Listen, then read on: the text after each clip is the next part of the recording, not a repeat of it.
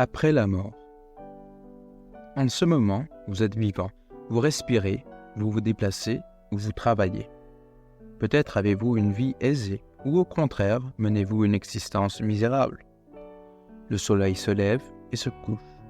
Quelque part, un enfant naît, tandis qu'ailleurs, quelqu'un meurt. La vie n'est qu'une condition temporaire. Mais où irez-vous après la mort? Que vous soyez religieux ou que vous n'ayez aucune croyance religieuse, vous devez quand même résoudre cette question très importante.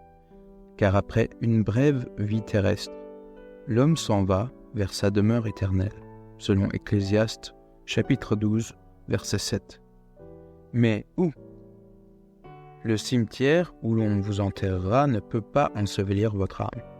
Même si votre corps est incinéré sur un bûcher funéraire, le feu ne peut consumer votre âme. S'il vous arrivait de périr en haute mer, votre âme ne pourrait pas se noyer. Votre âme ne mourra jamais. Le Dieu du ciel et de la terre a dit « Toutes les âmes sont à moi ». Quelque part dans l'au-delà, votre âme, ce que vous êtes vraiment, fera face aux actions faites alors que votre corps était encore vivant. Que celles-ci, les actions, aient été bonnes ou mauvaises. Lire Hébreux, chapitre 9, verset 27. Alors, vous pouvez rendre un culte sincère, vous pouvez éprouver des remords pour vos mauvaises actions, vous pouvez même rendre ce que vous avez volé. Certainement, tout cela est nécessaire, mais vous ne pouvez pas payer pour le pardon de tous vos péchés. Le Dieu du ciel, le juste juge de toute la terre, connaît vos péchés ainsi que votre vie. Rien ne lui est caché. Vous ne pourrez jamais entrer avec vos péchés dans la joie et la gloire du monde à venir. Mais ce même Dieu céleste est un Dieu d'amour. Il a tracé un chemin pour la rédemption de votre vie et de votre âme. Ce n'est pas nécessaire que vous soyez jetés dans le feu de l'enfer et la ruine éternelle. Dieu a envoyé Jésus dans ce monde pour sauver votre âme. Jésus a pris vos péchés sur lui-même en souffrant et en mourant sur la croix du calvaire. Dieu a donné ce que le ciel avait de meilleur en sacrifice pour nos péchés. Mais il était blessé pour nos péchés, brisé pour nos iniquités. Le châtiment qui nous donne la paix est tombé sur lui. Et c'est par ses meurtrissures que nous sommes guéris. Ésaïe, chapitre 53, verset 5. Cette prophétie fut annoncée bien des années avant la venue de Jésus sur terre. Croyez-vous que Jésus vous aime? Prierez-vous en lui confessant vos péchés? Vous repentirez-vous? Croirez-vous en Jésus, le Fils du Dieu vivant?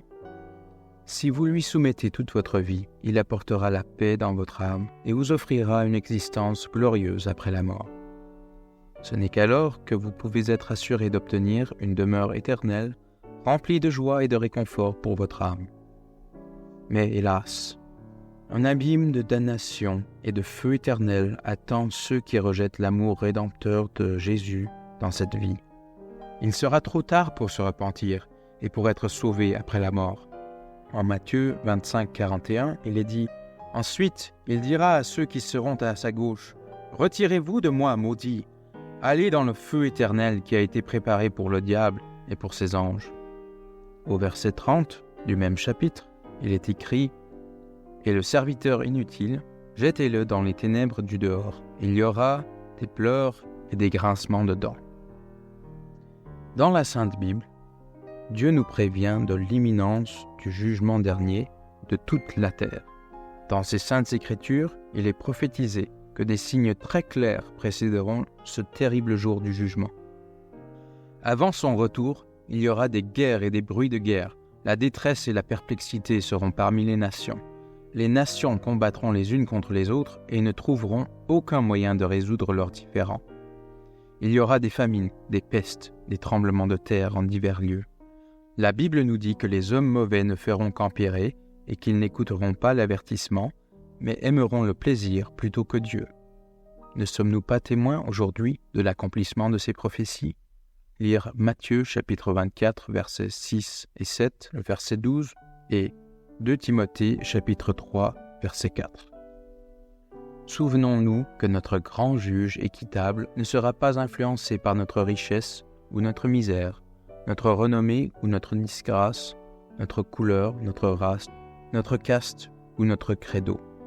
Un jour, nous nous tiendrons devant notre grand Créateur, notre Seigneur, pour être jugés selon nos actions. Voir Matthieu, chapitre 25, versets 32 à 33. Dans l'éternité qui nous attend, il n'y aura ni horloge, ni calendrier. Les siècles n'existeront plus. Le tourment du pécheur et de l'impie s'élèvera en fumée à jamais, alors qu'au ciel, les joies, les chants, le bonheur absolu et le réconfort des rachetés ne connaîtront pas de fin. Choisissez maintenant. Bientôt, il sera trop tard. Voici maintenant le jour du salut. Voir 2 Corinthiens, chapitre 6, verset 2, et Matthieu, chapitre 11, versets 28 à 30.